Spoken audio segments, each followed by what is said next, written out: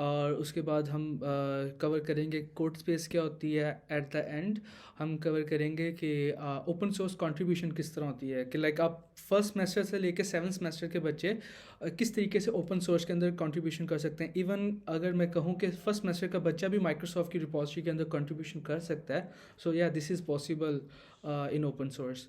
So let's start with the first topic which is GitHub, कि actual में GitHub है क्या है। सो बेसिकली गिटहब और कुछ भी नहीं है, जैसे क्लाउड प्लेटफॉर्म है, ठीक है, जहाँ पर हम क्या कर सकते हैं, अपना कोड पुश कर सकते हैं।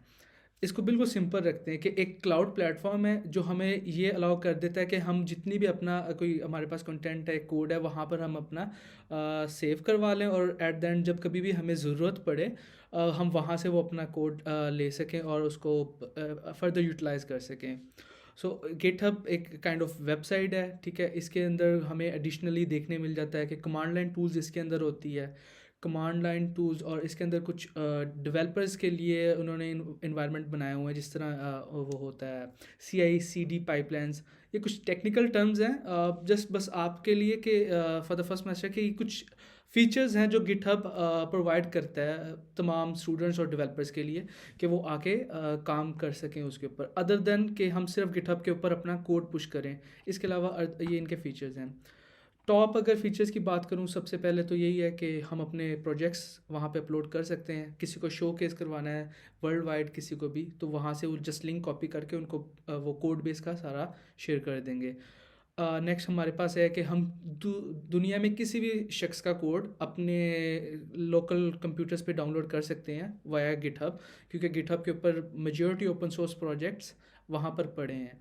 अभी मैं ओपन सोर्स प्रोजेक्ट एक टर्म यूज़ कर रहा हूँ, ओपन सोर्स से मुराद मेरा वो है कि हर वो कोड जो दुनिया के लिए अवेलेबल है, क्योंकि कुछ सॉफ्टवेयर्स होते हैं उनका जो कोड सोर्स होता है वो ओपन नहीं होता, वो लाइक क्लोज होता है। जिस तरह फेसबुक का आप कोड नहीं देख सकते, ठीक है, इसी तरह कुछ और भी जिस तरह यूट्यूब वगैरह इनके कोड्स हम नहीं दे सकते, इनको हम कहते हैं क्लोज सोर्स। और इसी तरह कुछ ऐसे ही सॉफ्टवेयर्स होते हैं जिस तरह लाइनक्स है, इनका कोड हम देख सकते हैं, इसको मॉडिफाई कर सकते हैं, तो इसको ओपन सोर्स की टर्म में कहा जाता है। तो जस्ट ये है कि हम किसी भी ओपन सोर्स प्रोजेक्ट को अपने लैपटॉप के अंदर, अपने कंप्यूटर के अंदर उसको ना सिर्फ रन कर सकते हैं बल्कि उसके अंदर चेंजेस भी कर सकते हैं अपनी मर्ज़ी के मुताबिक। और इसके कुछ फीचर्स में आता है कि आप कुछ प्रोजेक्ट्स हैं उनके ऊपर इश्यूज भी होते हैं, मतलब आप क्रिएट कर सकते हो। फॉर एग्जांपल कोई आपको प्रोजेक्ट नज़र आ रहा है, इस तरह मज़ा नहीं आएगा, जस्ट मैं आपको प्रैक्टिकल के साथ साथ बताता हूँ ताकि आपको समझ भी लगे, ठीक है, राइट। ये मैंने गिटहब की वेबसाइट खोल ली है और इसके ऊपर अभी ये साइट पे सारे मेरे प्रोजेक्ट्स हैं, और यहाँ पे सारे जिनको मैंने फॉलो किया हुआ है उनके प्रोजेक्ट्स चल रहे हैं, ठीक है। तो ये सारी इनको हम रिपॉजिटरीज कहते हैं, हर प्रोजेक्ट को रिपॉजिटरी कहते हैं, ठीक है। अब गिटहब के क्या फीचर्स हैं कि हमें हमें ये अलाउ करता है कि ये जितना भी कोड है, ये सारा का सारा कोड हम ना सिर्फ एक्सेस करें बल्कि अपने कंप्यूटर को के ऊपर इसको रन कर सकें। वो किस तरह रन कर सकते हैं, जस्ट हमें यहाँ पे फॉर्क की कमांड है, इसके ऊपर हमने क्लिक करना होता है। जस्ट क्लिक करेंगे तो अल्टीमेटली वो पूछेगा कि आपने फॉर्क करना है, क्योंकि मेरे पास ऑलरेडी है तो वो उसी के ऊपर ले जाएगा। तो जस्ट अब क्या होगा कि ये वाली ओरिजिनल रिपॉजिटरी थी पाईटॉर्च लाइटिंग की, ये किसी और बंदे ने बनाई थी, लेकिन ये अब सब सारी की सारी मेरे अकाउंट के अंदर आ गई है। अब मैं इसके अंदर जितनी मर्जी चेंजेस करवा सकता हूँ, जो मेरा दिल चाहता है मैं इसके ऊपर कर सकता हूँ। But the thing is that क्योंकि ये मेरे अकाउंट पे है तो ये जो ओरिजिनल प्रोजेक्ट है वहाँ पर नहीं चेंजेस होंगी, जो चेंजेस मैं करूँगा वो सिर्फ इसी इन्वायरमेंट में चेंजेस आएंगी। तो इस तरीके से हम फॉर्क भी कर सकते हैं, लाइक किसी की भी रिपॉजिटरी को अपनी रिपॉजिटरी बना सकते हैं, काइंड ऑफ उसमें चेंजेस कर सकते हैं। नेक्स्ट हमारा है कि इसके ऊपर हम इश्यूज़ भी क्रिएट कर सकते हैं। इशू से मुराद यहाँ पर आप ये कोड चला रहे हो, ठीक है, आपको सडनली कुछ महसूस हुआ कि यार ये कोड थोड़ा सा इस टाइम पे ख़राब हो रहा है या फिर इसमें ये चीज़ें चेंजेस आनी चाहिए, तो आप जस्ट इश्यूज़ वाली टैब के अंदर जाओगे तो आप यहाँ पर जाके कोई नया इशू क्रिएट कर सकते हो। जिस तरह यहाँ पे आप देखो ये सारे इन्होंने इश्यूज़ क्रिएट किए हुए हैं। इनका मतलब है कि ये वाले टास्क अभी रिक्वायर्ड हैं, ये लाजमी मतलब होने चाहिए, कंप्लीट होने चाहिए for the health of project. Like first issue check कर लें, प्लीज़ एक्सप्लेन द ट्रेनिंग पी बार, थैंक यू। और इस मतलब किसी शख्स को कोई इशू आ रहा था कि यार मुझे वो ट्रेनिंग पी बार का एक मॉड्यूल है वो आपका मुझे समझ नहीं लगा, उसको एक्सप्लेन कर दो, उसने जस्ट इशू क्रिएट कर दिया है। अब जो इसका ऑनर होगा वो जाके चेक करेगा और उसको अल्टीमेटली रिस्पॉन्स करेगा। तो गिटहब का ये भी फीचर है। अदर देन दैट इसका जो फीचर है वो है पुल रिक्वेस्ट। फॉर एग्जांपल आपने ये इशू देखा है, ये लाजमी नहीं कि ये सिर्फ ऑनर ही इस इशू को रिजॉल्व करेगा। आपको नॉलेज है पी बार के बारे में, इस ट्रेनिंग के बारे में, आप जाके इस पर क्लिक करोगे और सिंपली उसको सारा यहाँ पर रिप्लाई कर दोगे, ठीक है। रिप्लाई करके और उसका सॉल्यूशन जो भी उसको प्रॉब्लम थी उसको सॉल्व कर दोगे। Other than that pull request है, पुल रिक्वेस्ट लाइक और भी इश्यूज होंगे, उनके अंदर जब आप चेंजेस करोगे ना, अभी ये जितनी भी चेंजेस हो रही होंगी ये सारी आपकी अपनी रिपॉजिटरी पे हो रही होंगी, ये ओरिजिनल प्रोजेक्ट के ऊपर चेंजेस नहीं हो रही। तो जब आप अपने एंड पे चेंज करोगे, अब आप चाहोगे कि ये मेरी सारी चेंज अब ओरिजिनल प्रोजेक्ट के अंदर चली जाएं, तो उसके लिए एक ऑप्शन होता है पुल रिक्वेस्ट का। यहाँ पर पुल रिक्वेस्ट के ऊपर टैब है, राइट। तो यहाँ पर आप जाके पुल रिक्वेस्ट करोगे, जितनी भी आपकी चेंजेस आपने की होंगी अपनी रिपॉजिटरी के अंदर, वो आप मेनली और डायरेक्टली ओरिजिनल रिपॉजिटरी पे भेज सकते हो। यहाँ पे रिपॉजिटरी, अगर टेक्निकल टर्म समझ नहीं आ रही, इसको सिंपल इस तरीके से समझा जा सकता है कि repository is a kind of folder जिसके अंदर पूरा कोड पड़ा है। एक फोल्डर वो है जिसके अंदर वो आपका फोल्डर है, ठीक है। एक फोल्डर है जो उस मेन ऑर्गेनाइजेशन का है, लाइटनिंग एआई इनका फोल्डर है।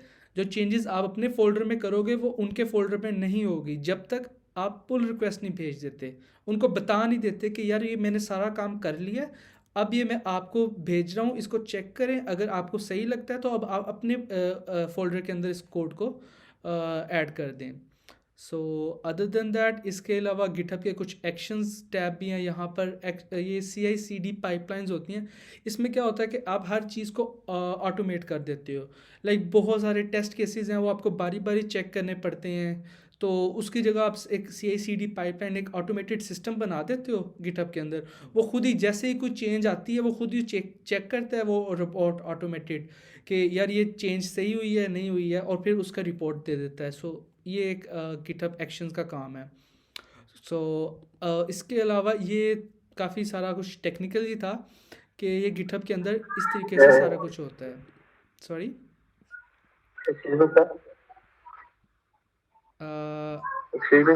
जी जी, Azmat I can hear you. Sir ये एक्शंस वाला एक दफा रिपीट कीजिएगा।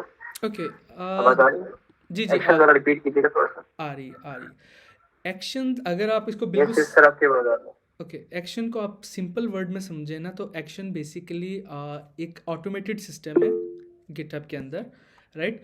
जब भी आपके आप एक बहुत बड़ी रिपॉजिटरी के आप ऑनर हो, ठीक है। आपकी रिपॉजिटरी पे डेली क्या होता है कि 100 लोग आके इश्यूज क्रिएट करते हैं और 100 लोग आके उसका हल बता देते हैं, सोल्यूशन बता देते हैं।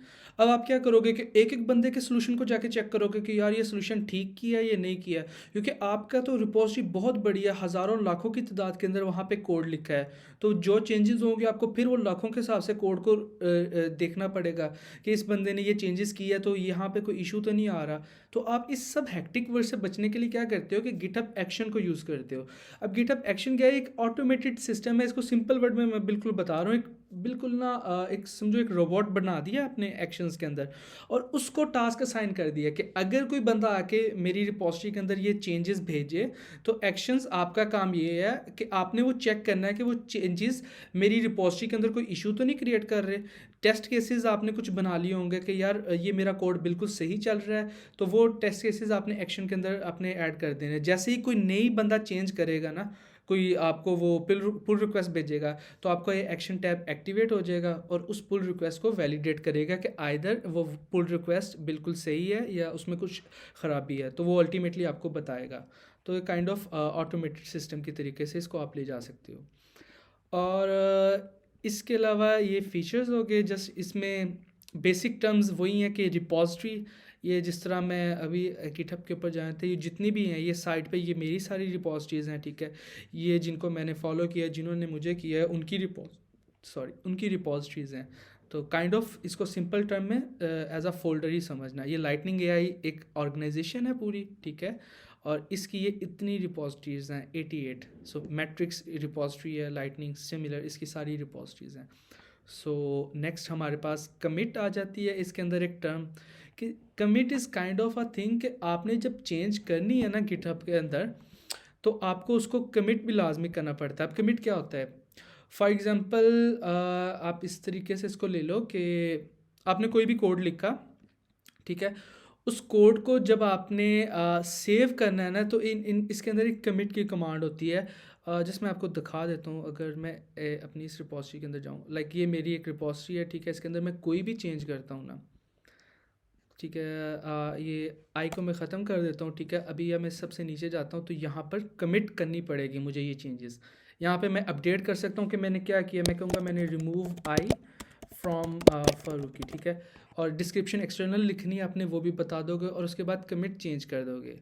अब ये कमिट क्या करेगा, ये आपने जो भी काम किया है ना, इसको रिकॉर्ड में रख लेगा कि यार इस बंदे ने ना इस कमिट के अंदर ये वाली चेंजेस की हैं, ठीक है। अभी मैं आपको दिखाता हूँ, ये जैसे आप इस लास्ट कमिट के ऊपर जाओगे, ये देखो ये आपको बता रहा है इस बंदे, इसका ओरिजिनल कोड ये था, उसने ये वाली चेंज किया और इसको फिर उसने कमिट कर दिया। So this is how the commit thing work.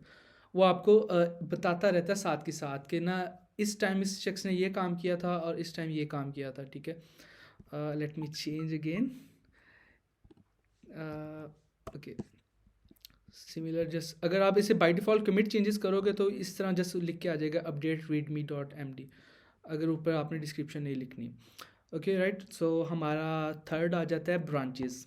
अब ब्रांचेस बहुत इंपॉर्टेंट चीज़ है गिटहब के अंदर, राइट। उसमें ये है कि अभी आप देखो ये ब्रांच है, मेन ब्रांच है एक, ठीक है। ब्रांचेस में मेरे पास सिर्फ मेन ब्रांच है, लेकिन हमें मल्टीपल ब्रांचेस बनानी पड़ती हैं। जब हम एक अच्छी ऑर्गेनाइजेशन के अंदर जाते हैं, एक हाई लेवल प्रोजेक्ट के ऊपर काम कर रहे होते हैं, तब हम सिर्फ मेन ब्रांच के ऊपर काम नहीं कर सकते। ऐसा नहीं होगा कि हम मेन ब्रांच को ही लेके चलें। उसकी कुछ रीजंस हैं। फॉर एग्जांपल मैं सिर्फ इस मेन ब्रांच के ऊपर काम करता हूँ, तो क्या होता है कि काम करते करते ना मुझे मैंने काफ़ी ज़्यादा कोड लिख लिया, बट सडनली मुझे याद आता है यार वो एक टास्क था, वो इम्पोर्टेंट है, वो करना लाजमी है इसी फोल्डर के अंदर, इसी मेरी एक्स फारूकी वाली रिपॉजिटरी के अंदर। तो मैं अपना ये जितना भी मैंने काम किया, मैं सारा इसको डिलीट करके पहले वो काम करूँ? नहीं, ऐसा नहीं होता। आप क्या करोगे, आप जितना भी आपने काम किया हुआ है ना, इसको सेव कर लोगे इस ब्रांच के अंदर, तो आप यहाँ से एक नई ब्रांच क्रिएट कर दोगे, ठीक है। उस ब्रांच का कोई नाम रख दोगे, और फिर जो आपका नया काम होगा ना, एक्स वाई जी ब्रांच हम नाम रख देते हैं। आपका जो भी नया काम होगा, आप फिर उस एक्स वाई जी के अंदर काम करना शुरू कर दोगे। जिस तरह ही वो आपका काम ख़त्म होगा, तो आप उसको उठा के मेन ब्रांच के अंदर ऐड कर दोगे। इससे ये फ़ायदा होगा कि आपका मेन ब्रांच के अंदर जो कोड आप लिख रहे थे, जहाँ तक आपने लिखा वो वैसे का वैसे ही पड़ा रहेगा, लेकिन ये जो नया कोड आपने पूरा एक मॉड्यूल बना दिया है, ये भी अब आके उसके अंदर ऐड हो जाएगा। तो आपको ये काइंड ऑफ हैक्टिक वर्क से बचा लेता है, क्योंकि मेरे साथ पर्सनल हुआ है कि मैं शुरू शुरू में जब न्यू भी था, तो मैं हर चीज़ मेन ब्रांच के अंदर ही कर देता था, ठीक है। उसमें फिर इशू ये आया कि अगर मैं कुछ गड़बड़ करता था ना, तो मुझे पूरी की पूरी ब्रांच को रीसेट करना पड़ता था। मतलब मैंने अगर 3 दिन लगा के कोई काम कर रहा हूँ ना, और तीसरे डे के ऊपर कोई इशू आया है, तो मुझे 3 दिन का काम अपना ज़ाया करना पड़ जाता था। तो इसलिए ब्रांचेस बहुत ज़्यादा इंपॉर्टेंट है कि आपने जो जो अपना मॉड्यूल्स के ऊपर, अगर एक मॉड्यूल बनाना है, उसके लिए एक डिफरेंट ब्रांच बना दो, उसके अंदर वो सारा उसको चेंजेस करो। अगर कोई गड़बड़ आ भी जाती है, तो आप सिंपली वो ब्रांच को डिलीट कर दो, तो आपके कोड पे इशू नहीं आएगा।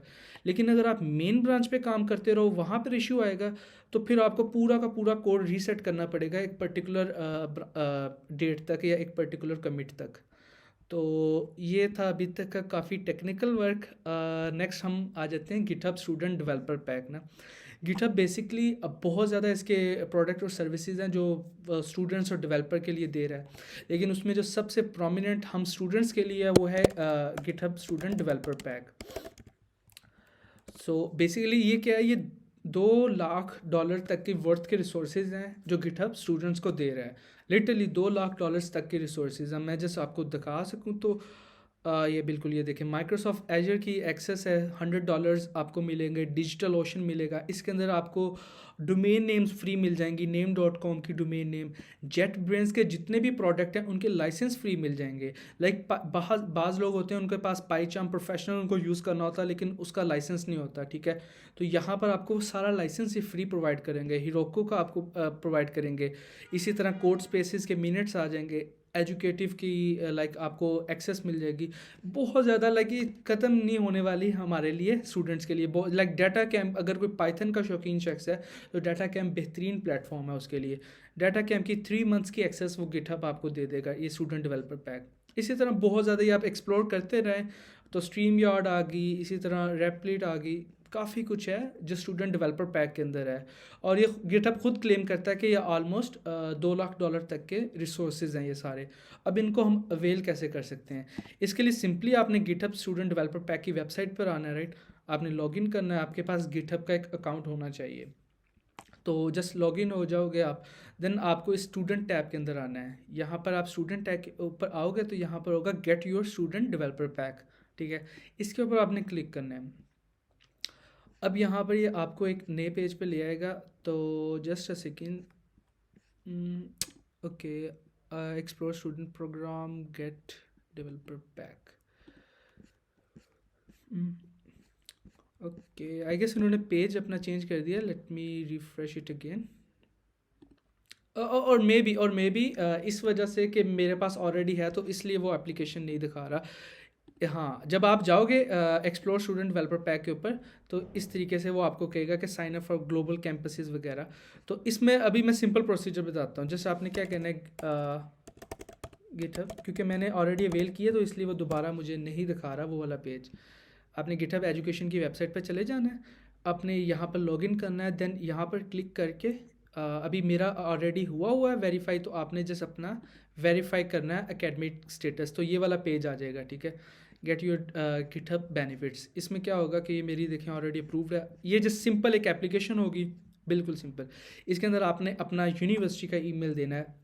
This is most important thing. आपने पर्सनल ईमेल बिल्कुल नहीं देना, यूनिवर्सिटी का ईमेल देना, क्योंकि सिर्फ और सिर्फ यूनिवर्सिटी के ईमेल के ऊपर ही आपको डेवलपर पैक मिलेगा ईजिली।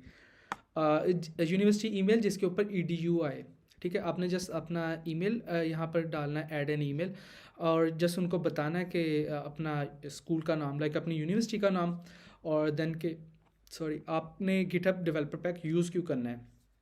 तो सिंपली आपने इसको कंटिन्यू करना है। लाइक अभी मैं जस्ट आपको दिखाने के लिए, हेलो एंड आई गेस मेरा ऑलरेडी अप्रूव्ड है तो उस वजह से मुझे नहीं करने दे रहा। जैसे आप कंटिन्यू करोगे ना तो एक नेक्स्ट पेज के ऊपर आपको लेके जाएगा, वहाँ पर आपको अपना यूनिवर्सिटी का जो कार्ड है वो जस्ट वेरीफाई करवाना, उसकी तस्वीर आपने भेज देनी है, और विद इन फ्यू मिनट्स और आवर्स वो आपका डेवलपर पैक एक्टिवेट हो जाएगा, और देन आप उसको यूटिलाइज़ कर सकते हो यहाँ पर जाके, एक्सप्लोर स्टूडेंट डेवलपर पैक, ठीक है।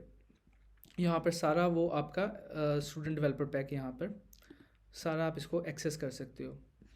तो जस्ट इसके लिए मैंने एक प्रॉपर डेडिकेटेड वीडियो भी बनाई है, वो भी मैं आपके साथ at the end of the meeting वो चैट में शेयर कर दूंगा। उसमें फ्रॉम A to Z सारा स्टेप बताया हुआ है। जस्ट अभी मैं नहीं क्लियरली बता सकता क्योंकि मेरा ऑलरेडी अवेल है, तो वो वाले ऑप्शंस नहीं आ रहे। So this is one of the thing जो गिटहब आपको प्रोवाइड करता है। लाइक ये अगर मैं अपनी एग्जांपल दूँ तो मैं सेकंड और थर्ड सेमेस्टर की बात है, लिटरली मैं पैसे जमा कर रहा था क्योंकि मुझे डोमेन ख़रीदनी थी अपनी वेबसाइट के लिए ना। तो कभी किसी की मिन्नतें कर रहा था कि मेरे पास उस टाइम कार्ड भी नहीं होता था, डेबिट कार्ड या क्रेडिट कार्ड, तो किसी की मिन्नतें कर रहा था, और मुझे लिटरली बहुत अफसोस हुआ कि ये चीज़ें मुझे पहले दिन से नहीं पता, और मैंने वो पैसे अपने ज़ाया किए, क्योंकि ये सारी चीज़ें मुझे यहाँ से फ्री मिल रही हैं। डोमेन नेम चाहिए आपको फ्री मिलेगी। आपको होस्टिंग सर्विसेज चाहिए वेबसाइट के होस्ट करने के लिए, आपको फ्री मिलेगी। कोई भी लर्निंग करनी है आपको, ये एजुकेटिव तक की वेबसाइट के आपको एक्सेस फ्री मिलेगी, ठीक है। और भी इसमें बहुत ज़्यादा है, लाइक आप स्क्रॉल करते जाओगे और काफ़ी ज़्यादा आपको ये चीज़ें मिलेंगी। लाइक फिग्मा भी है इसके अंदर कुछ, ये डेली बॉट्स नाम का भी है, और आइकन्स वगैरह के लिए भी बहुत ज़्यादा रिसोर्सेज हैं, तो मेक श्योर आप इसको एक्सप्लोर लाजमी करें। Okay, next we have the code space.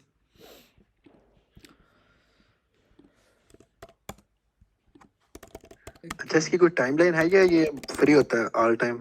जब तक आप स्टूडेंट हैं तब तक आपको फ्री, जब तक आपके पास आपका कार्ड आप वेरीफाई करवाते जाओ, क्योंकि आपने देखा था मैंने 2 दफ़ा वेरीफाई करवाया था। वैसे इसकी टाइमलाइन 1 साल है, 1 साल के बाद ये आपको रिन्यू कराना पड़ेगा, नहीं तो एक्सपायर हो जाएगा। तो जब तक आपके पास आपका स्टूडेंट का कार्ड है तो आप इसको रिन्यू करवा सकते हो। तो जस्ट हम अब नेक्स्ट हमारा टॉपिक है, एक सारे क्वेश्चन आंसर आप संभाल के रखें, इंशाल्लाह at the end of the meeting यही सारे क्वेश्चन आंसर आपके लूँगा। ओके, हमारा जो थर्ड टॉपिक है वो है गिटहब कोड स्पेस। अब कोड स्पेस एक्चुअल में है क्या?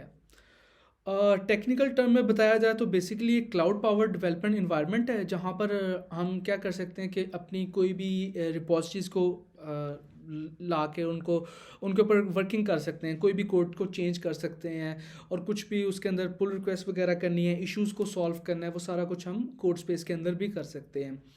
इसको सिंपल अल्फाज में बताऊं तो इसको जब इस तरह समझना कि कोड स्पेस एक आपका क्लाउड बेस्ड कंप्यूटर है जहां पर आपको प्री इंस्टॉल वीएस कोड मिल जाता है। ठीक है, एक ऐसा कंप्यूटर है जो क्लाउड के अंदर पड़ा है, जो आपके पास फिजिकल नहीं अवेलेबल, और उसके अंदर प्री इंस्टॉल्ड वीएस कोड मिल जाता है और आप उसको वेबसाइट के थ्रू एक्सेस कर सकते हो। सिंपली ये कोड स्पेस है और इसमें कुछ इतना हैक्टिक नहीं है। अब यहाँ पे क्वेश्चन अक्सर आता है कि यार अगर ये क्लाउड बेस्ड कंप्यूटर है तो इस तरह तो बाकी भी क्लाउड प्लेटफॉर्म्स हैं, लाइक एजर हो गया, AWS का हो गया, गूगल का हो गया, तो फिर गिटहब ने कोड स्पेस ही क्यों बनाया जब ऑलरेडी इतने ज़्यादा क्लाउड प्लेटफॉर्म पड़े थे? तो कोड स्पेस की क्या रीज़न है?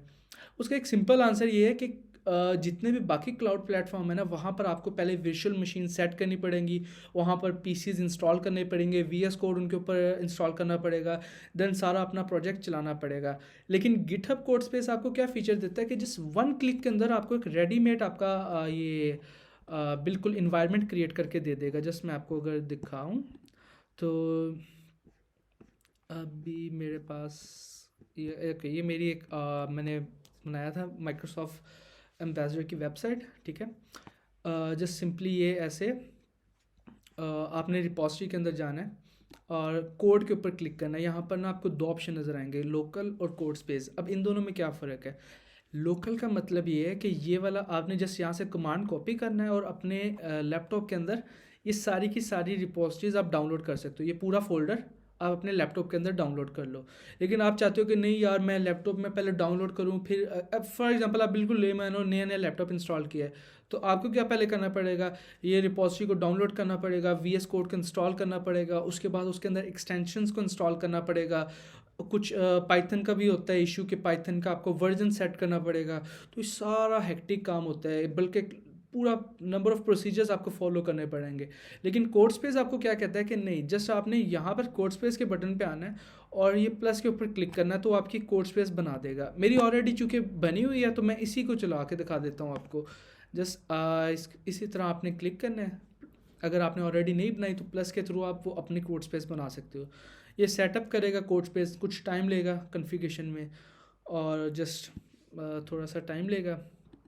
और इसमें एक मज़े की चीज़ ये है कि ये खुद ब खुद एक्सटेंशंस आपकी इंस्टॉल कर देगा।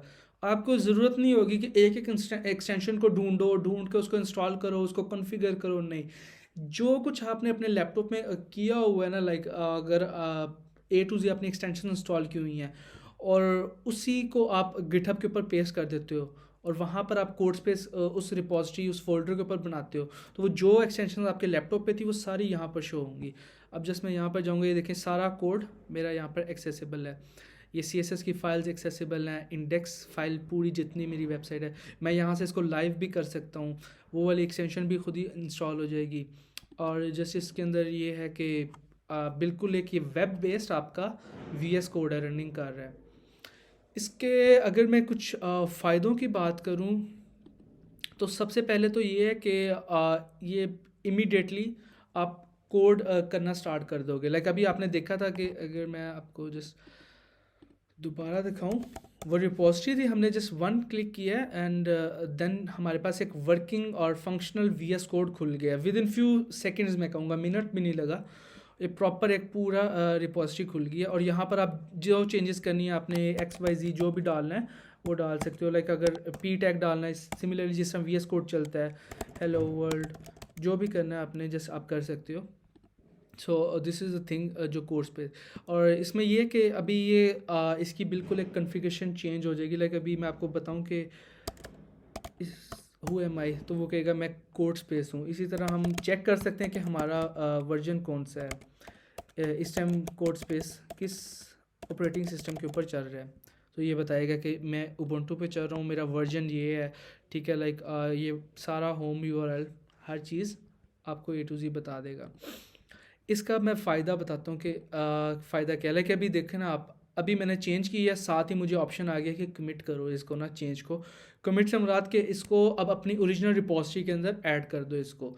तो this is how fast the code space is. नहीं तो अगर आप बात करें अपने वी एस कोड की जो लैपटॉप पे होती है, वहाँ पर मुझे क्या करना पड़ता है, पहले इसको चेंज करना पड़ता है यहाँ से सारा कुछ, ठीक है, कोड जितना भी चेंज किया, फिर उसके बाद मुझे टर्मिनल खोल कर स्पेशल कमांड्स लिखनी पड़ती हैं, उनको ऐड करना पड़ता है, उनको कमिट करना पड़ता है, और फिर जाके मैं पुश कर सकता हूँ, मतलब अपनी वो सारी चेंजेस अपनी गिटहब की रिपॉजिटरी के अंदर वो अपलोड कर सकता हूँ। तो यहाँ पर क्या फ़ीचर मिला है कि जस्ट मैंने जैसे ही चेंज किया, साथ ही मुझे ऑप्शन आ गया कि नहीं अब इसको आप अपलोड कर सको। तो ये आपका क्या करता है, नंबर ऑफ़ स्टेप्स डिक्रीज़ कर देता है। इसका मैं सबसे बेहतरीन आपको यूज़ केस दिखाता हूँ कि अभी तो ये बहुत छोटी रिपॉजिटरी थी ना, अभी मैं एक अच्छी खासी रिपॉजिटरी दिखाता हूँ, अगर अगर वो आ जाए। ओके, ये अपैचे API6, लाइक ये इतना ज़्यादा कोड है और इसकी ज़्यादा कॉन्फ़िगरेशन भी इतनी ज़्यादा है। अब अक्सर लोगों को पता ही नहीं चलता कि कौन कौन सी चीज़ें इसके लिए स्पेशल इंस्टॉल करनी पड़ती हैं, क्योंकि कोड स्पेस आपकी बहुत बड़ी है यहाँ पर ना। इसके अंदर मल्टीपल लैंग्वेजेस यूज़ हो रही हैं, तो आपको ये मल्टीपल लैंग्वेजेस के इंटरप्रेटर भी डाउनलोड, लाइक पाइथन का इंटरप्रेटर अलहदा डाउनलोड करना पड़ेगा, गो का अलहदा, पल का अलहदा। तो कोड स्पेस क्या करेगा आपका, जस्ट आपने सिंपल यहाँ पर आके कोड स्पेस को क्रिएट करना है और ये आपकी हर चीज़ ऑटोमेट कर देगा, लाइक A to Z। जितना आपके ये रिपॉजिटरी है, ये सारी की सारी आपकी कोड स्पेस में आ जाएगी ऑटोमेटेड, ठीक है। और जो जो एक्सटेंशंस आपको रिक्वायर्ड होंगी वो भी सारी ऑटोमेटेड इंस्टॉल कर देगी। बस आपने क्या करना है, जो चेंजेस करनी है वो जाके चेंज कर लो और आपको कोई इशू नहीं आएगा। Like it is too fast. आप देख सकते हो, जस्ट क्लिक किया और विद इन फ्यू सेकेंड्स ये प्रॉपर हमारा बन गया है। इसके अंदर अगर मैं बात करूं तो code space is free for all. GitHub ने क्या कर रहा है कि 60 आवर्स फ्री कर दिए हैं कोड स्पेस के, ठीक है। यहाँ पर हम इसके सारा स्टैट्स दे सकते हैं कि अगर आपने 2 कोर्स यूज़ करने तो आप 1 माह के अंदर अंदर 60 आवर्स फ्री यूज़ कर सकते हैं। Similar 4 course you can use 30 hours and 8 course you can use 15 hours. 16 course के लिए अभी तक कोई फीचर्स नहीं है, तो this is kind of free for all of you guys. आपने जस्ट करना है क्या है, यहाँ पर जाके गेट स्टार्टेड फॉर फ्री करना है और इसको अपने गिटहब अकाउंट के साथ अटैच कर लेना है। तो इस तरह है, लाइक अभी ये मेरे सारे कोड स्पेसेस चल रहे हैं। तो इसके अभी मैं यूज़ केसेस और बेनिफिट्स बता दूं कुछ। सबसे पहले बेनिफिट्स तो आपने अभी देख लिया कि क्विकली आपका एक प्रॉपर फंक्शनल इन्वायरमेंट बना देगा VS कोड के अंदर। आपको हर चीज़ ज़ीरो से इंस्टॉल नहीं करनी पड़ेगी।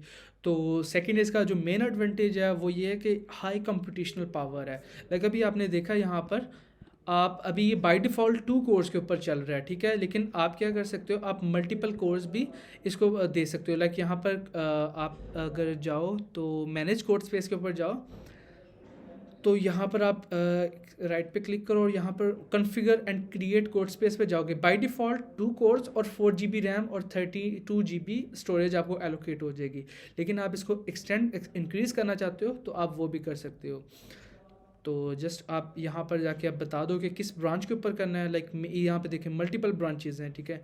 अभी हम मास्टर पे करेंगे और रीजन भी बताओगे। रीजन बेसिकली जो आपके नियरेस्ट है, इससे क्या होगा कि आपकी पिंग इश्यूज़ कम होंगे। लाइक आपका जो कोड स्पेस है वो जल्दी रिफ़्रेश होगा, उसमें जो भी एडिटिंग करोगे वो क्विक हो जाएगी, क्योंकि कोड स्पेस आपका क्लाउड बेस्ड है, तो एक इंटरनेट से आपके साथ कनेक्शन है। तो जो आप नियरेस्ट रीजन आप चूज़ करोगे उससे फ़ायदा ये होगा कि आपका एक code space proper stable way से चलेगा।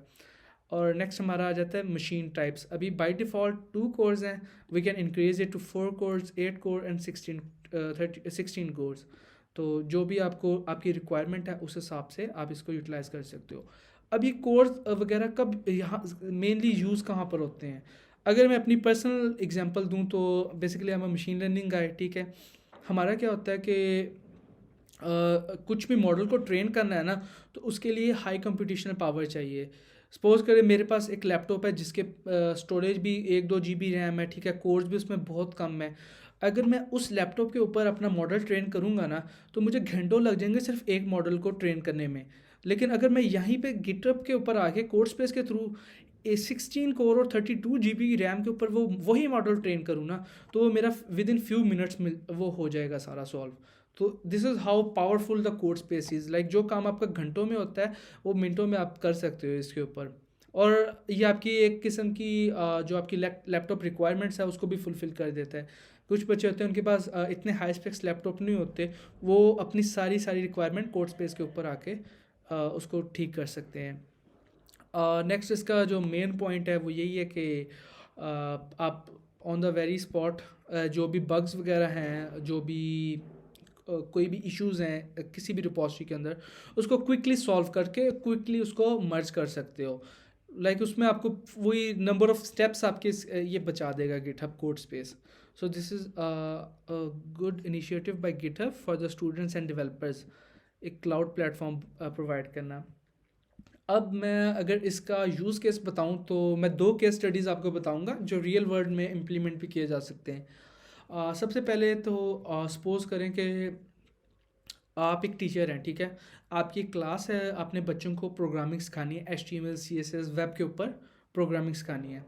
तो क्या होता है कि अक्सर टीचर्स को ये इशू होता है, आपको भी, आपने अगर वेब की हो तो आपको ये होगा कि टीचर अपने लैपटॉप पे कोड करवा रहा होता है तो उसके लैपटॉप पे कोड बिल्कुल सही चल रहा होता है, लेकिन वही कोड जब आप अपने लैपटॉप पे लिख रहे होते हो तो वो रन नहीं होता, कोई इश्यूज आ जाते हैं। तो उसकी मेजर जो रीज़न है वो यही है कि आपका जो कन्फिगरेशन आपके लैपटॉप के ऊपर या आपके पीसीज के ऊपर कन्फिगरेशन है वो टीचर की कन्फिगरेशन से मैच नहीं कर रही।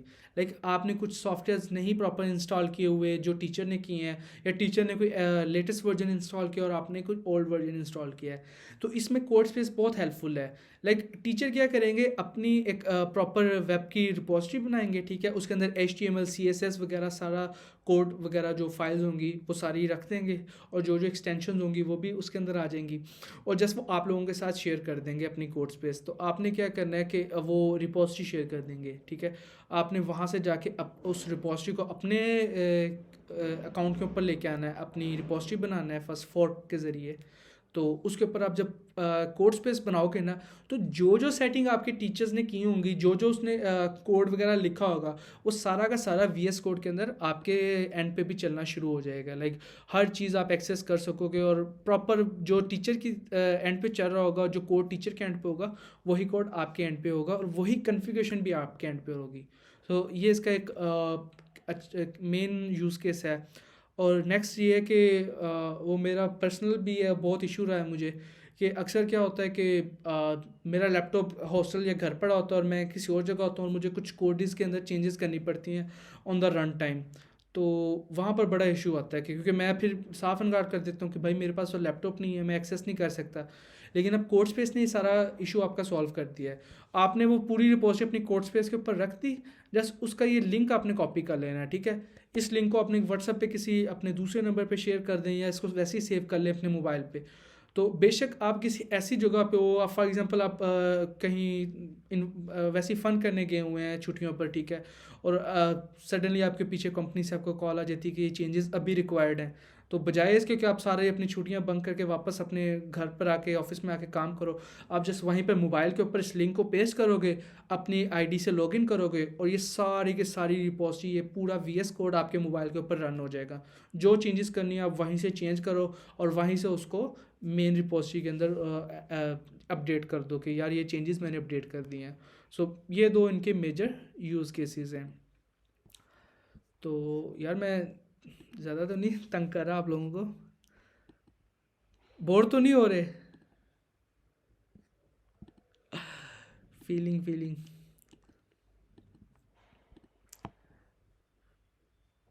ओके, नोप, सही है। ओके, अब थोड़ा सा फन पार्ट है कि ये तो अब तक वो था कि जो मेनली फर्स्ट सेमेस्टर से एंड सेमेस्टर वाले बच्चे भी कर सकते हैं, लेकिन अब ये है कि गिटहब तो आपको थोड़ा बहुत आइडिया हो गया है। अब आप गिटहब से किस तरीके से फ़ायदा उठा सकते हो? इट्स नॉट अबाउट कि आप सिर्फ अपना कमिट की है तो how he can revert that commit. Okay Saqib, इसके लिए ना आपको सबसे पहले गिट सीखना पड़ेगा। गिटहब से आप कर सकते हो, लेकिन फिजिबल ज़्यादा यही है कि गिट आप सीख लो। उसमें क्या होगा कि आप उसमें प्रॉपर एक कमांड है। गिट कुछ भी नहीं, एक सॉफ्टवेयर है, ठीक है? सॉफ्टवेयर के साथ आपने अपनी गिटहब को अटैच कर लेना है, और उसके अंदर एक प्रॉपर कमांड है गिट रिवर्ट की। उससे क्या होगा कि आप जब भी कमिट कर रहे होते हैं ना, फॉर एग्जांपल आपने फर्स्ट कमिट की, सेकंड की, थर्ड की, फोर्थ की, फिफ्थ की, थर्ड के ऊपर आपका कोड बिल्कुल स्मूथ चल रहा था, आपकी वेबसाइट बिल्कुल स्मूथ चल रही थी, लेकिन जैसे ही आपने फिफ्थ कमिट किया ना, कुछ फिफ्थ में कमिट में चेंजेस किए हैं, तो आपका कोड बिल्कुल क्रैश हो गया, वेबसाइट बिल्कुल चलना बंद हो गई है। तो आप क्या करोगे, उस कमांड को यूज़ करोगे, गिट रिवर्ट की कमांड है, ठीक है। और कमिट नंबर 3 वहाँ पर उसका होता है, हैश वैल्यूज़ होती हैं, तो वो कमिट नंबर 3 की वैल्यू दोगे और जस्ट इंटर करोगे, तो वो ऑटोमेटिकली आपका रिवर्ट कर देगा सब कुछ, जो भी आपकी चेंजेस थी वो उसको रिवर्स कर देगा सारा। So this is how you can do the things. इसमें बेसिकली आगे इन डिटेल भी है, जिसमें सिंपल रह रहा हूँ, इसमें कमिट के रिवर्ट करने के आगे फर्दर टाइप्स भी हैं, फोर्सफुली आपने करना है, सॉफ्ट करना है, हार्ड करना है, तो वो उसके लिए प्रॉपर गिट की एक वीडियो है, मैं वो भी एट द एंड जस्ट मुझे थोड़ा सा टाइम दे, मैं एक गिट का मैंने वीडियो पूरी बनाई है, और ये डेवलपर पैक की भी उसके लिंक में शेयर कर दूंगा आपके साथ। Any other question? ये हंस सर मेरा क्वेश्चन ये है कि अगर किसी बंदे ने प्राइवेट वर्क करना हो तो वो अपनी प्राइवेट रेपोजिटरी क्रिएट कर सकता है? बिल्कुल बिल्कुल कर सकता है, लाजमी नहीं है कि आपने अपनी सारी रिपोजिटरीज़ को पब्लिक ही करना है, आप प्राइवेट भी कर सकते हो।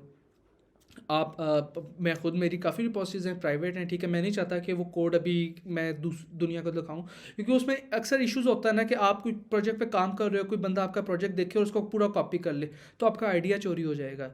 तो अगर इस तरह का आपको कोई इशू हो, तो फिर आप अपनी रिपोजिटरीज़ को प्राइवेट कर लो, तो वो वहाँ वहाँ पर ऑप्शन है बिल्कुल, जब आपने रिपोजिटरी क्रिएट करनी है ना, तो वहाँ पर प्रॉपर पूछता है आपसे पब्लिक और प्राइवेट आप क्या करना चाहते हो, तो आप वो प्राइवेट कर दो।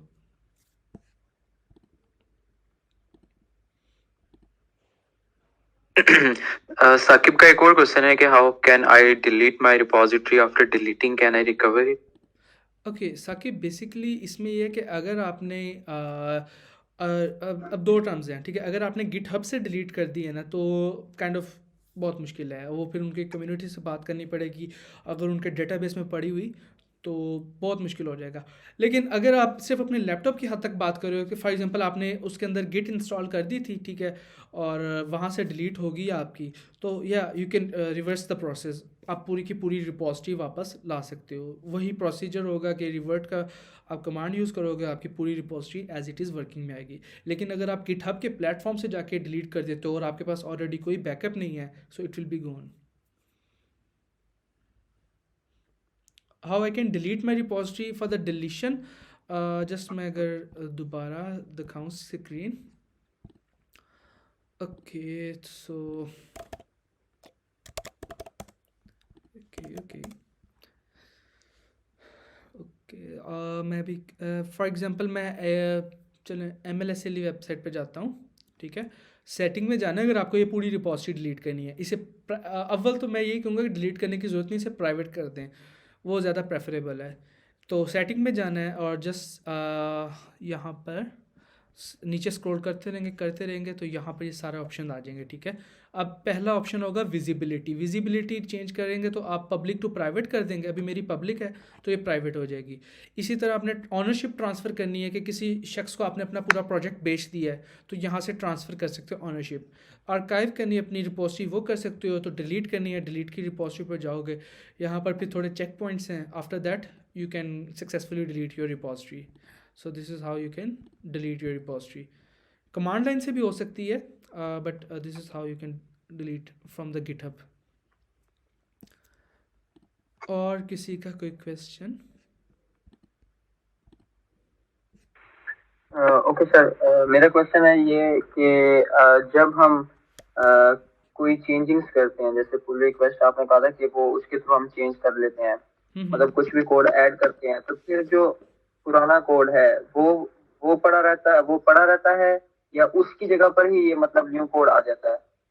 ओके, जब आप मतलब उसी में चेंज हो जाता है या वो अलग से पड़ा रहता है, ये अलग होता है? मुझे बिल्कुल समझ लग गई है। जब आप किसी चीज़ को कमिट करके चेंज करते हो ना, तो वो आपकी जो पहला कोड पड़ा हुआ है ना आपकी एक रिपॉजिटरी के अंदर, वो बिल्कुल नए सिरे से अपडेट हो जाता है, लेकिन उसमें पुराना कोड नहीं पड़ा रहता है।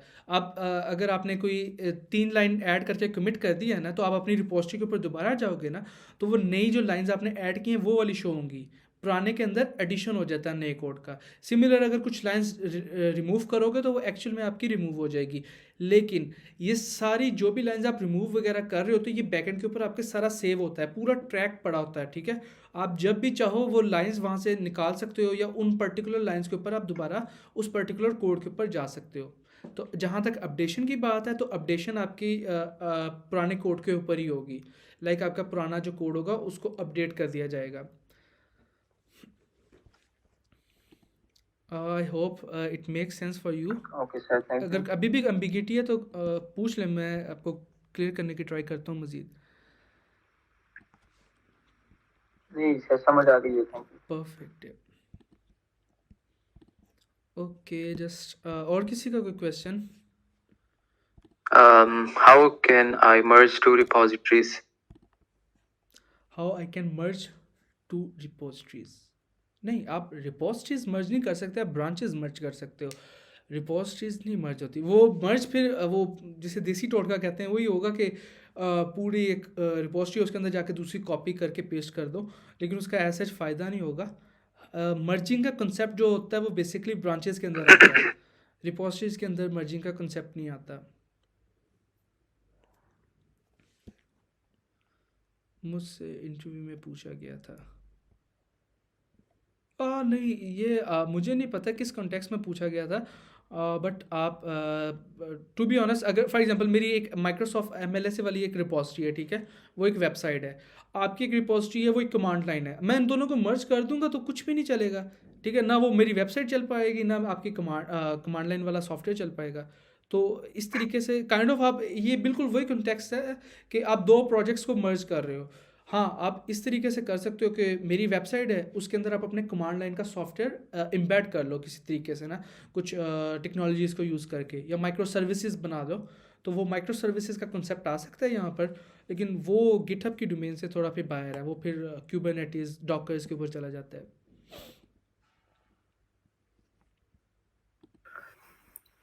सर हमने कोड स्पेस पे जाके अपना कोड चेंज कर लिया, लेकिन हम चाह रहे हैं कि कमिट करने से पहले हम इसके अंदर चेंजेस देखें कि मेजर चेंजेस क्या आई हैं। जैसे हम लाइव पे जाकर देख सकते हैं, तो वो जब कमिट करेंगे तब ही चेंजेस दे सकते हैं, या वैसे भी हम कमिट करने से पहले भी देख सकते हैं? नहीं, आप पहले भी देख सकते हो। आप इसको बिल्कुल इस तरह लो कि ये आपके लैपटॉप के ऊपर ही कोड स्पेस चल रहा है। लाइक आप अगर वेब डेवलपर हो तो आप जैसे ही चेंज करते हो, आप गो लाइव के ऊपर जाओ तो वो सारी चेंजेस वहाँ पे अपडेट हो जाती हैं, ठीक है। सिमिलर आपका कोड स्पेस में भी होगा। जो भी आप चेंज करोगे, अगर आपकी ऑलरेडी वेबसाइट गो लाइव हुई हुई है, मतलब किसी सर्वर पे लाइव है, तो वो चेंजेस वहाँ पर आपको शो हो जाएंगी। कमिट क्या करता है? कमिट बेसिकली मेक श्योर करता है कि जो आपने चेंजेस किए हैं वो परमानेंट हो जाएं, ठीक है। अभी कमिट से पहले तक जो भी चेंजेस थी वो टेम्परेरी थी। जैसे आप लैपटॉप बंद करोगे वो आपकी चेंजेस काइंड ऑफ रिमूव हो जाएंगी अगर आपने सेव नहीं की हुई। तो कमिट आपको मेक श्योर करता है कि आपकी जितनी भी चेंजेस हैं वो फिक्स हो जाएं, वो काइंड ऑफ परमानेंट हो जाएं। सर क्या हम ऐसा कर सकते हैं कि जैसे हम अपनी किसी डोमेन पे अपनी जो वेब है वो होस्ट करवा दें, तो हमारा जो कोड है वो गिटहब पे रेपो पे पड़ा हो, तो हम ऐसा कर सकते हैं क्या? बिल्कुल, आप ऐसा कर सकते हो यार। एक्चुअल में एक ये इम्पोर्टेंट पॉइंट आपने बताया है, मैं एक चीज़ मिस कर गया हूँ, वो मुझे बिल्कुल ज़हन से निकल गया। गिटहब के ऊपर गिटहब पेजेस भी हैं, ठीक है। आपको ज़रूरत ही नहीं है किसी दूसरी वेबसाइट के ऊपर जाके होस्ट करने की। आपकी वेबसाइट है, आप गिटहब के ऊपर अपलोड करो और जस्ट वन क्लिक के अंदर आपकी वो पूरी की पूरी वेबसाइट लाइव हो जाएगी। अभी मैं अगर अपनी एग्जांपल दूं तो ये जो मेरी MLS वाली वेबसाइट है मैंने दिखाई है, जस्ट मैं दोबारा दिखा दूं, ये मेरी गिटहब के ऊपर चल रही है, ठीक है। उसका होस्टिंग भी गिटहब प्रोवाइड कर रहा है और मुझे डोमेन नेम तक भी गिटहब प्रोवाइड कर रहा है। जस्ट मैं आपको दिखाता हूँ, अगर ये जस्ट सेकेंड, इन केस अगर मेरी लाइफ ख़त्म ना हुई हो, जस्ट सेकेंड, यहाँ पर चलिए मैं आपको बता देता हूँ साथ के साथ। आपकी कोई भी वेबसाइट है ना, आपको गिटहब के पेजेस ये आपको अपॉर्चुनिटी देते हैं कि वो अपनी कोई भी वेबसाइट को गिटहब के ऊपर लाइव करवा सकते हो। तो आपने जस्ट वेबसाइट अपनी रिपोजिटरी के ऊपर जाना है, आपने जस्ट पहले उसको अपलोड करना है गिटहब के ऊपर, अपनी रिपोजिटरी में जाना है, सेटिंग के अंदर जाना है, और देन आपने यहाँ पर पेजेस के ऊपर जाना है, ठीक है, ये पेजेस। और उसके बाद आपने ये लाइव कर देनी है। यहाँ पर लाइव अभी मेरा लाइव हो चुकी है, तो आपका यहाँ पे मेक योर रिपोजिटरी लाइव का ऑप्शन आएगा, तो उसको लाइव करेंगे तो आपकी ये रिपोजिटरी लाइव हो जाएगी। So this is how you can, ये देखें आप, ये अभी पूरी गिटहब के ऊपर चल रही है। मैंने कोई बैकएंड सर्विस नहीं किसी से ख़रीदी, ना कोई ये डोमेन नेम खरीदी है। गिटहब ने ही मुझे डोमेन नेम भी प्रोवाइड की है और होस्टिंग सर्विस भी गिटहब प्रोवाइड कर रहा है। So this is how you can do that. और आप इवन ये अपनी डोमेन नेम तक भी चेंज कर सकते हो, ये गिटहब आपको फीचर देता है। तो उसके लिए जस्ट सी नेम की एक फ़ाइल होती है, वो कर सकते हो आप अगर आपको करनी हुई ना। तो लग गया, तो ये भी आपका सॉल्व हो गया। Any other question?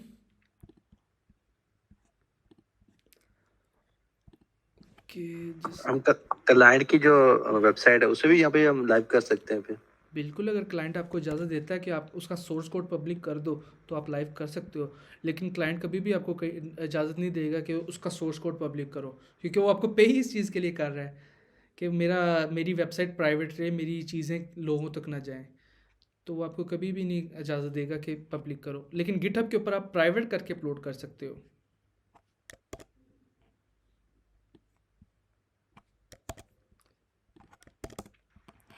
सर ये गिटहब और गिटलैब में डिफरेंस क्या है वैसे? बेसिकली दोनों ही क्लाउड प्लेटफॉर्म है। इनमें एज सच डिफरेंस सिर्फ इतना है कि अगर मैं इनको प्रॉपर बताऊं तो गिटलैब पहले आई थी जब गिटहब हमारी माइक्रोसॉफ्ट ने एक्वायर कर ली थी, उसके अल्टरनेटिव पे गिटलैब आई थी। वो ओपन सोर्स थी, लेकिन अल्टीमेटली फिर माइक्रोसॉफ्ट ने भी गिटहब को ओपन सोर्स कर दिया। तो काइंड ऑफ इतना फ़र्क नहीं है, दोनों ये हैं ओपन क्लाउड प्लेटफॉर्म है, लेकिन गिटलैब के कुछ एडिशनल फीचर्स हैं और सिमिलर गिटहब के कुछ एक्स्ट्रा फीचर्स हैं। मतलब दोनों के फीचर्स वाइज थोड़ा सा डिफ्रेंशिएट करते हैं, otherwise both are the cloud platforms. Okay, just ये अगर किसने डेवलपर पैक लेना है तो उसकी मैंने एक इन डिटेल वीडियो बनाई है, उसका लिंक मैंने अभी चैट के अंदर शेयर किया है। और इसी तरह मैंने एक बनाई थी गिट के ऊपर पूरी वीडियो, तो वो भी काफ़ी इन डिटेल है, तो अगर कोई वो भी देखना चाहता है तो वो देख सकता है। जस्ट मेक श्योर कि ये वर्क कर रहे हो। ओके, किसी और का कोई क्वेश्चन है?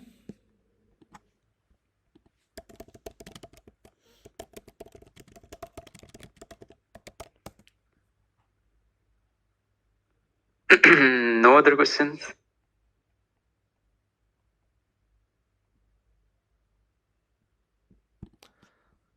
I guess okay, does GitHub provide dynamic website hosting? Yeah, it provide dynamic website hosting, लेकिन इसकी कॉन्फ़िगरेशन बहुत ज़्यादा थोड़ी मुश्किल है।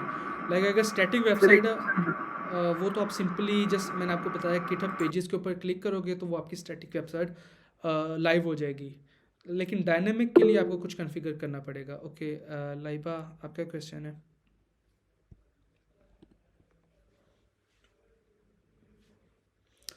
फिजान आप ओके,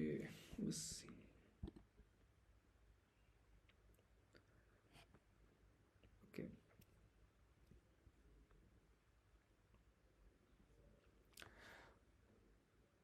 और किसी का कोई क्वेश्चन है? सर मेरा क्वेश्चन था। जी जी फिजान पूछें। सर मैंने असल में ना अभी लिनक्स उबुंटू की थी रिसेंटली ना, बस वैसे ही की थी, तो उसमें ना कुछ मतलब कुछ सॉफ्टवेयर जो एसेंशियल सॉफ्टवेयर से वो मुझे नहीं मिले, तो मैंने ज़्यादा ढूंढने की कोशिश भी नहीं की, क्योंकि मैंने कहा कि शायद मुश्किल में पड़ जाऊं, फिर आगे काम भी करना होता है काफ़ी कोडिंग वगैरह। तो ये मैंने बस आपसे ये पूछना था कि मिल सकते हैं या अभी फिलहाल रहने दो, मैं विंडोज़ पे ही गुजारा करूँ अपना, या उबुंटू की तरफ मुझे जाना चाहिए? ओके, यार मेरा ना पहला 2 साल का एक्सपीरियंस लिनक्स प्लेटफॉर्म के ऊपर ही था अनफॉर्चुनेटली और फॉर्चुनेटली, तो बहुत मज़ा आया इस हिसाब से कि बहुत ज़्यादा खपना पड़ता है। उसके ऊपर आपको मिल जाते हैं मेजॉरिटी ऑफ द सॉफ्टवेयर जो इस टाइम हर बंदे के लिए मोस्ट कॉमन है, ठीक है, डेवलपर रिलेटेड, वो मिल जाते हैं, लेकिन उनको इंस्टॉल करना काफ़ी हेक्टिक वर्क है। अक्सर इसके वो वर्जन नहीं सही होते, कुछ की कॉन्फ़िगरेशन में इशू आ जाता है, मिल जाते हैं बट उनको इंस्टॉलेशन में बहुत ज़्यादा मुश्किल आती है। और विंडोज़ इस हिसाब से ज़्यादा प्रेफरेबल है कि कुछ क्रैक्स वगैरह होते हैं तो वो उबुंटू वगैरह या लिनक्स के अंदर नहीं चल रहे होते, और कुछ ऐसे सॉफ्टवेयर्स भी होते हैं जो लिनक्स सपोर्टेड नहीं होते, तो विंडोज़ में वो एज है क्योंकि ये बहुत पुराना काइंड ऑफ प्लेटफॉर्म है और उसकी कम्युनिटी भी अच्छी है। आल्दो लिनक्स की भी अच्छी है but Linux is open source और माइक्रोसॉफ्ट प्रॉपर पे करता है अपने डेवलपर्स को सारे काम के लिए। तो अगर आप स्टार्टर हो तो मैं यही कहूँगा विंडोज़ के ऊपर रहो, क्योंकि बट ग्रेजुअली आपको लिनक्स के ऊपर जाना पड़ेगा। आपको कमांड लाइन आनी चाहिए, बैश लैंग्वेज आनी चाहिए in case you want to go for a professional software development, क्योंकि वहाँ पर वो काम ही इसी कमांड लाइन के ऊपर करवाते हैं। वो उनके पास सर्वर्स होते हैं उबुंटू के इस तरह के। Okay sir, thank you sir. Welcome. अच्छा, जो आप एक एडवाइस देना चाहेंगे न्यू कमर के लिए, जैसे कि हम हर लैंग्वेज तो पढ़ लेते हैं और एंड में आके हम सोच रहे होते हैं यार किस लैंग्वेज में जाके क्या FYP करें, तो उन्हें क्या आप सजेशन करेंगे कि आप पहले किस लैंग्वेज में क्या करें? सही यार, मेरा जो मैं अभी तक का पर्सनल एक्सपीरियंस है उसकी बेसिस पे मैं अगर एक एडवाइस दूंगा ना, तो पहला 1 से 1.5 साल ना फुल एक्सप्लोर करो, मल्टीपल लैंग्वेजेस को एक्सप्लोर करो, जावा सीखो, C++ सीखो। वो अनफॉर्चुनेटली आपको सीखनी भी पड़ेंगी क्योंकि आपका कोर्स कंटेंट ही ऐसा है कि पहले सेमेस्टर में जावा करवाएंगे, दूसरे में C++ करवाएंगे और इस तरह आपको चेंज करवाएंगे। तो मेक श्योर जो भी सीखो उसको अच्छे से सीखो, लेकिन वंस जब आप 1.5 सेमेस्टर कर लो तो उसके बाद आप एक प्रॉपर स्ट्रीमलाइन अपने जेन में बनाना शुरू करो कि यार मेरा वेब के अंदर इंटरेस्ट है, मेरा मशीन लर्निंग के इंटरेस्ट है, मेरा साइबर के अंदर इंटरेस्ट है। उस इंटरेस्ट की बेसिस के ऊपर उस इंटरेस्ट से रिलेटेड लैंग्वेजेस सीखो, उस इंटरेस्ट से रिलेटेड फ्रेमवर्क सीखो। वो आपको एट द एंड फ़ायदा देगा, क्योंकि जब तक आप जाओगे फाइनल ईयर तक तब तक आप कुछ ना कुछ बना चुके होगे, ठीक है, तो आपको वो फाइनल में वही चला दोगे आप। तो यही है कि आप अपने आप को लाजमी ओपन सोर्स के अंदर इनरोल रखो, यहाँ पर कुछ ना कुछ सीखो, यहाँ पर काम करो और इंशाल्लाह काफ़ी फ़ायदा होगा इससे।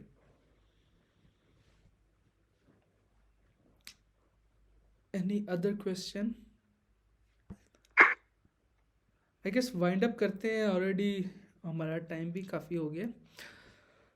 ओके, ये वसीम ने लिंक्स भी सारे शेयर कर दिए हैं। अगर किसी को फिर भी कोई इशू होगा, लिंक्डइन मेरी वहाँ पर शेयर है, तो मेक श्योर आप मुझे वहाँ पे पिंग करें और इंशाल्लाह मैं कोशिश करूँगा जितनी जल्दी आपको रिप्लाई कर सकूँ।